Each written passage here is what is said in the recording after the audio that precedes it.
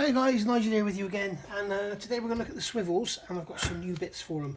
So you can see here that we finally got round to getting them all assembled, and then everything's been painted again afterwards, so that everything's all sealed in. So now we don't have the red oxide bits and the silver bits and all that. So everything's all sealed in now, very military style. This is what they do in the military, so I'm kind of happy. It's still going to rust, but you know, it's just going to hold it off for a while.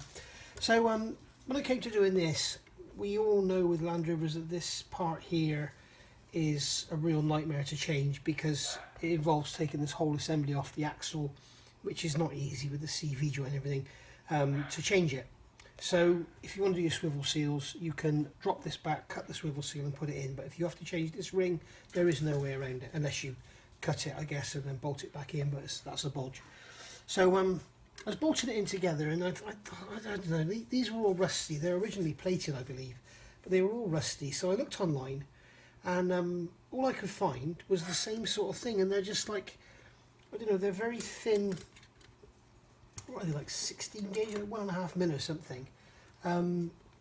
Sort of thin steel rings that are quite awful. I haven't actually measured the thickness. Let's have a look. So they are 1.2 millimeters thick. There you go, 1.2 millimeters thick. So, and they're just thin tin. So I started looking around online, and they seem to range between like £1.20 to £20 for the same thing. And they're just, as you can see, thin, still, flimsy rings. So okay, well, I'll use them, but I want to keep the corrosion out of here. I don't want these all to rust again, and I don't want water to build up and collect around the seal here. So I put some grease on the back of them to try and sort of seal them in, and what I noticed was that what was happening was they go baggy between the bolts. They don't actually clamp because the seal is quite strong and needs to be compressed, because the edge of the seal has a lip.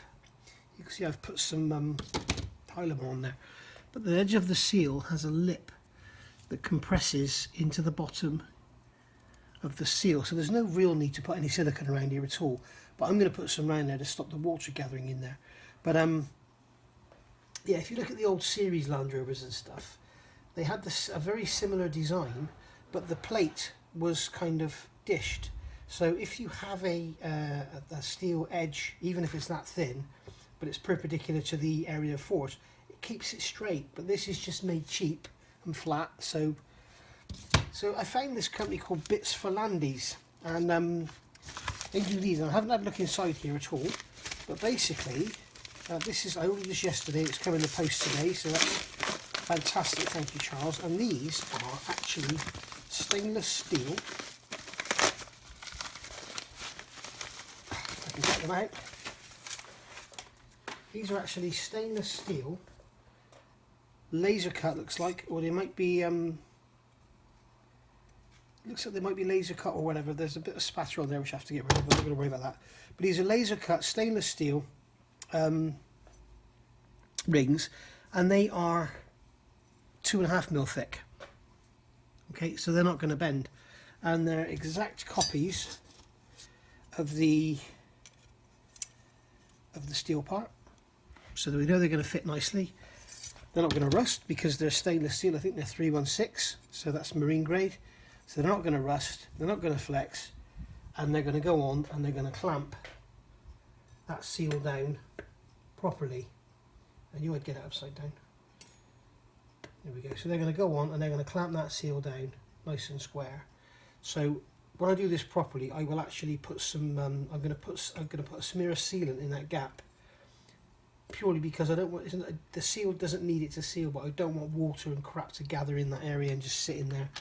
But I've got some also slightly longer bolts, because these are the I think these are 12 mil long. These are the bolts that come on the Land Rover, but because these are thicker, I've got some slightly longer bolts, and these are from a Toyota, and they're actually plated rather than the painted bolts that Land Rover use. So they're going to go in there. Have I got this right? No, I haven't. I've got it in the wrong position again, haven't I? There we go, that's right now. Right, so they're going to go in there, like so. And then we can have a look at how it actually performs in clamping that seal down. We'll just spin these down. I'm not going to torque them up or anything.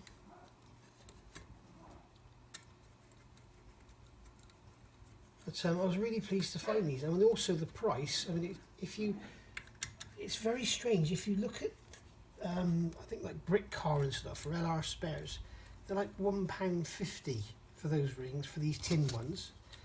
But then when you go to Craddock's, they're sort of £5, and if you look at Paddocks, they're about £11 or £12, I think. I've never known a part with the price vary, but when you actually look at the images, it actually looks like they're not even plated anymore. It's like they're just cut from steel sheet. So obviously they're just going to rust, and they're relying on the leaking, weeping, seeping grease or whatever to keep them from corroding. Well, the thing is, on mine, on one side, on the passenger side, sorry, the driver's side, they were dry as a bone. There was no leakage whatsoever. So they're just nipped down like that. As you can see, they're not torqued down or anything, and we can see that they are absolutely solid up against the metal. I'll bring the camera down so you can see what I'm talking about. You can see here, there's no gap whatsoever here. It's clamping that seal down squarely all the way around. So yeah, and these were, I forgot to say, they were about £17 for the pair. Now if you go onto the Bits4Landys website, you will see that they don't have these listed. They've only got the older type for the series listed. It's funny, that one's been rumbled and this one hasn't. That would probably explain why it's got the spatter on it. So it's just obviously missed that process, but I'm not going to worry about that. You will see that that these aren't actually listed. They've only got the type for the series. But just give them a quick ring, tell them you want these, and they will actually order them up for you. Or they'll just tell them you want these and they'll send you these instead. Or you can go on eBay and get them but pay more money for them. So you pays your money, you take your choice. But yeah, Bits4Landys the company's called. They are lovely. They're 2.5mm thick, and as I say, 316 stainless. They ain't gonna rust. Brilliant. What more could you want? I wonder if they're magnetic. If they are 316, I think they shouldn't be magnetic. There we go. Not magnetic. So brilliant. And don't forget, a lot of people will tell you stainless steel is not magnetic.